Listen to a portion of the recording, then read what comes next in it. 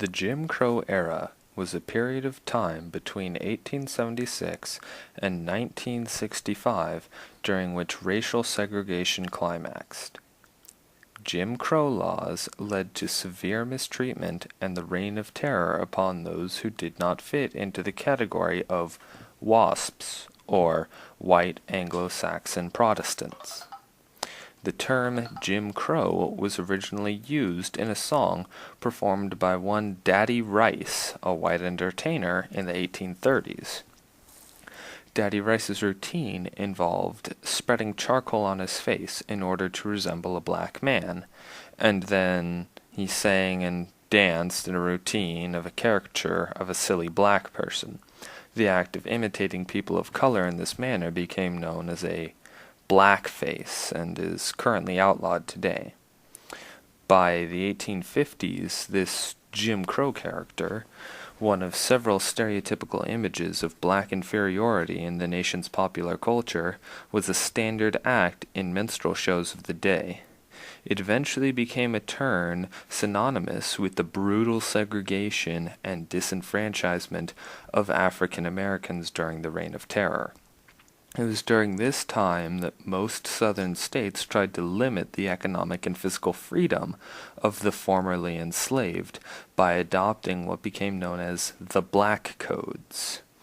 These early legal attempts at white-imposed segregation and discrimination were short-lived, however, as during Congressional Reconstruction, which lasted from 1866 to 1876, the federal government declared illegal all such acts of legal discrimination against African Americans.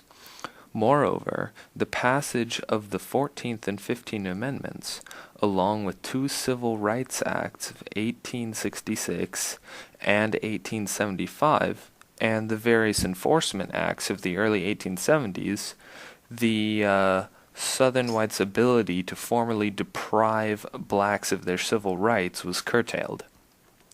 Because of this, Southern whites began launching vicious physical campaigns against black Americans, leading to a rise in organizations such as the Ku Klux Klan or the KKK.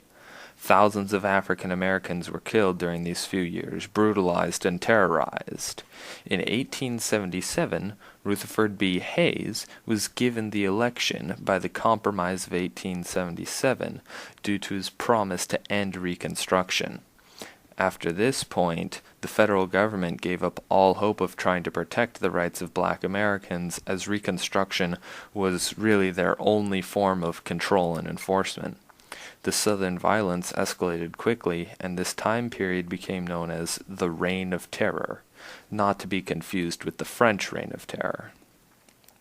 The 1880s were characterized by mob lynchings, a vicious system of convict prison farms and chain gangs, the horribly debilitating debt peonage of sharecropping, the imposition of a legal color line in race relations, and a variety of laws that blatantly discriminated against blacks.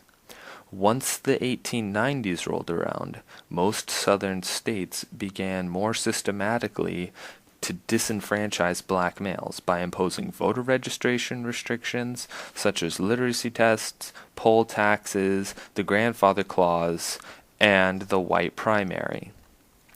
These new rules of the political game were used by white registrars to deny voting privilege to blacks at the registration place rather than at the ballot box, which had previously been done by means of fraud or force.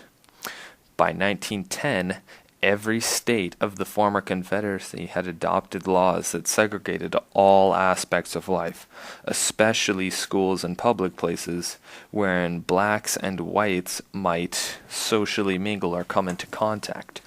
To enforce the new legal order of segregation, Southern whites often resorted to even more brutalizing acts of mob terror, including race riots and ritualized lynching, even more so than had been practiced by the old KKK of the 1870s. This is why the Reign of Terror is considered one of the most horrific, if not the single most horrific event in Black American history.